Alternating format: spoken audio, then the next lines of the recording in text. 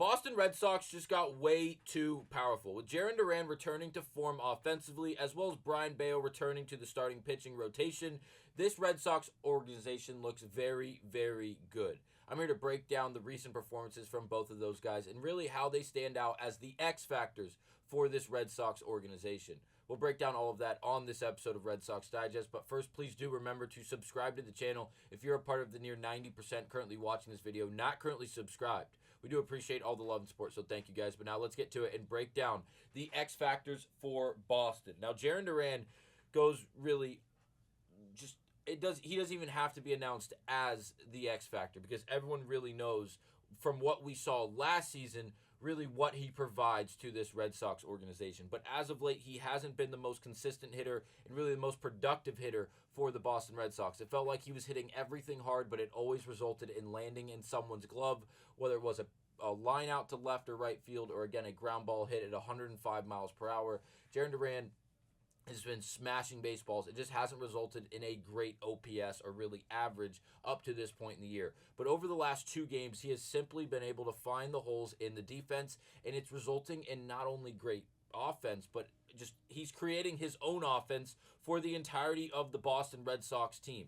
Now, here's his last 3 games, all at Cleveland. Now, if you look at the game on the 26th, the first one, he went 0 for 4 with 1 walk and a strikeout.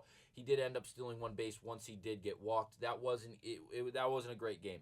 The following 2 games, the second game of the doubleheader on the 26th for Jarren Duran, was really the game that unlocked him, at least up to this point. And yes, he's only played 1 other game since then, but it's just a drastically different Jarren Duran. He is providing offense single-handedly for this Red Sox organization, and it's not by hitting the long ball. He's getting on base 3 out of 5 times in the doubleheader game on the 26th. He ends up scoring 3 runs on those 3 hits, including 2 RBIs and 1 strikeout with 1 stolen base, which, mind you, was home. He stole home after hitting a leadoff triple against the Cleveland Guardians, flipping that game on its head and really just flipping all the momentum right to Boston. And in doing so, the triple is one thing, but then to hit a triple and then be facing a lefty so you can walk up that third base line and progress closer and closer to home plate.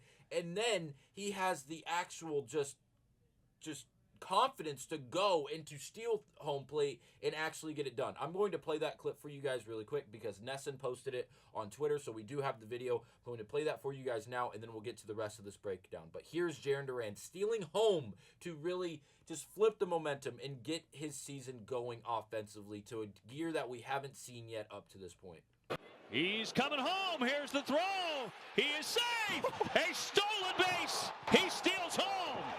Jarren Duran steals home. It is 6-0. Apologize if the audio was a little loud. I'm going to try to fix that on my end.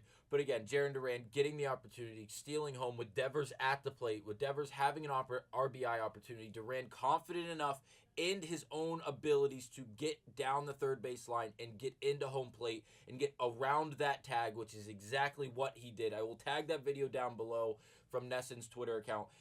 He is an X factor for this team. We saw what he did last year, and again, it's been a slow start up to this point in the year, only batting around 270. If he can get the bat going like he has in the last 2 games against the Cleveland Guardians, Jarren Duran and the rest of this Red Sox offense is going to be show-stopping, and it's going to be pay-per-view TV, if you will. It's going to be just so electric and so much fun all the time. So Duran, after that 3 for 5 game, including the 3 runs scored and the 2 RBIs, in stealing home, he went on to play yesterday where he went 4 of 6 at the plate with including 1 RBI. He did not strike out. He did not steal any bags, but he did have an altercation in left field. Now, this is not fun. This is not funny in any way. Jarren Duran yesterday got into it with a fan from Cleveland, and the fan from Cleveland is entirely wrong. And there's no way to sugarcoat it. There's no way to try to give him the benefit of the doubt. Jarren Duran, during the Netflix documentary that, if you guys haven't heard about, there's a Netflix documentary covering this Red Sox team, this Red Sox organization, and you get to see behind the scenes. You get to hear and learn things about these players that you didn't know from the outside. Just as a baseball fan. But now you get the in-depth look of it, and we learned a lot about Jarren Duran and his mental stability and his mental health and really where he is now compared to where he was just a few years ago. And a few years ago, it was pretty dark for Jarren Duran. And in doing that, he became very vulnerable, which is something that is becoming more and more common in today's day, especially from the male species. And the young man in the stands had something to say that was not very nice. And in doing so, Jarren Duran heard him. He turned around. He pointed him out, which is what this screenshot is showing you.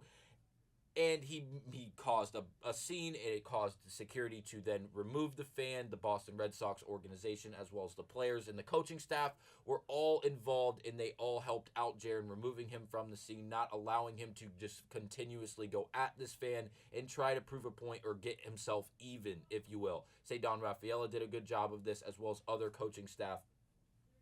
And again, we'll break down Jarren Duran's quote from postgame in just a second. But again, Gordo on Twitter, Boston Sports Gordo, went on to tweet. Apparently, the Guardians TV network said that the fan here yelled something to Jarren Duran about his suicide attempt that he detailed in the Netflix documentary. That's just so next level shitty. Be better. Like, what the fuck, man?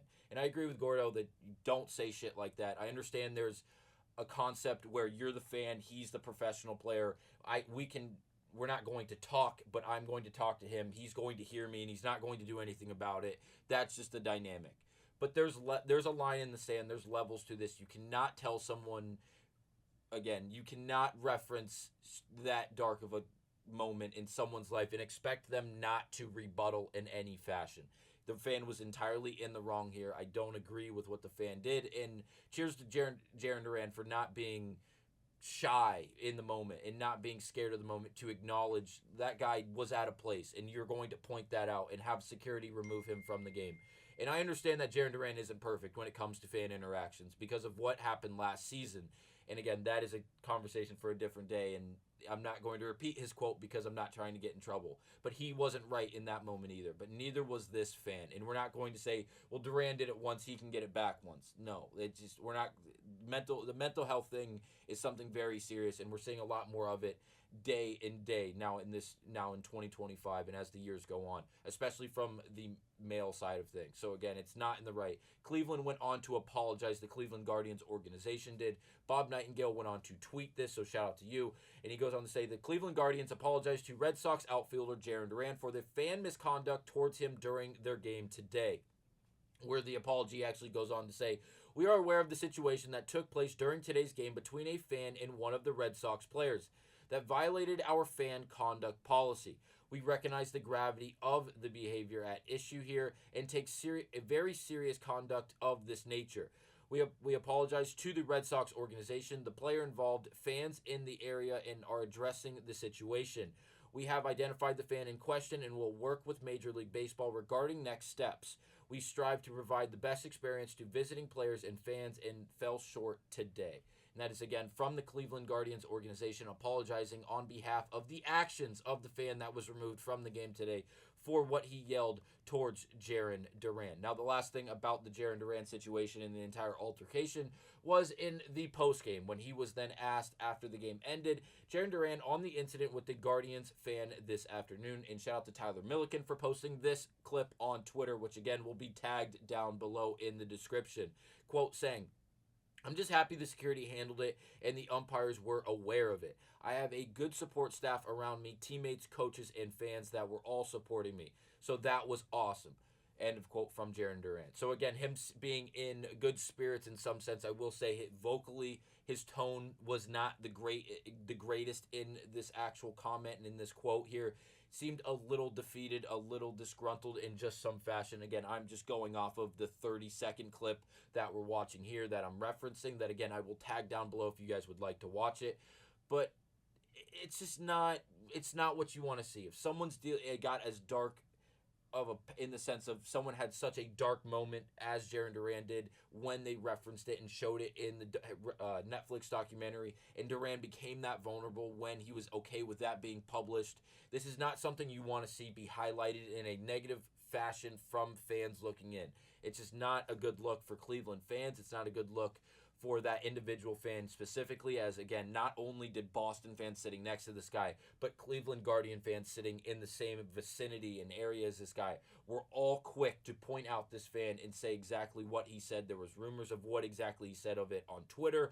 I don't know if it's 100% a fact yet, so I did not come out here and give you an exact quote. I don't want to speculate, but again, the idea is the same. Cheers to Jarren Duran for being the bigger person there and being able to acknowledge it, point it out, and then feel comfort in the sense that he had teammates, fans, umpires, coaching staffs, and teammates all there to support him. It's going to be fun to see him continue to play well after these last two games, which have resulted in Red Sox victories, and really with him being at the forefront of it, whether he's getting on base via triple and then stealing home and creating offense single-handedly for this Red Sox team, or if he's, again, just doing it consistently throughout the game, getting on base via singles, whether it is he's getting on base via the single and then stealing bags, creating offense for this Red Sox team single-handedly is going to be a massive piece to the success of the Red Sox overall. Back-to-back wins because of Jarren Duran's really being the X factor and resulting in us being second in the AL East. Now, the last thing we're going to acknowledge is Brayan Bello, who did make his second start of the year, moving to 2-0 on the year with 2 quality starts up to this point through 2 actual starts. 6 innings, 6 hits, 3 earned runs, 3 walks, 4 Ks, 1 home run. Took that ERA from the mid-1s to just the low 3s, 3.27. Now, overall, not the greatest performance in the sense that he did give up 3 runs, but I will say the overall command was a bit better. I know with the 3 walks, it doesn't seem that way, but in game 1, or his game 1, his command was not all that great. His quality of command was not that great. And in this game, it seemed a bit better. The changeup, he didn't get a few calls. One of, I believe 2 of them would have been for strikeouts, resulted in expanding the counts and expanding really the inning in itself against a dangerous Cleveland Guardians team. He did end up having some very, very good thrown changeups. I think that's going to be the dominant pitch for him going forward. Whether it results in groundouts or in strikeouts, it's filth. There's no way around it. And I think he's now, with 2 starts into this season, 5 innings in the first start against the Seattle Mariners, 4 hits, 1 earned, 3 walks, 3 Ks. And then again, yesterday, 6 innings, 6 hits, 3 earned, 3 walks, 4 Ks. He's slowly but surely finding his rhythm, and he's going to be a massive piece to this pitching rotation for the Boston Red Sox because of not only being 25 years of age, but again, with the stuff he brings, he is flat out filthy. So, thank you guys for watching. I will see you guys on the next episode of Red Sox Digest, and I'll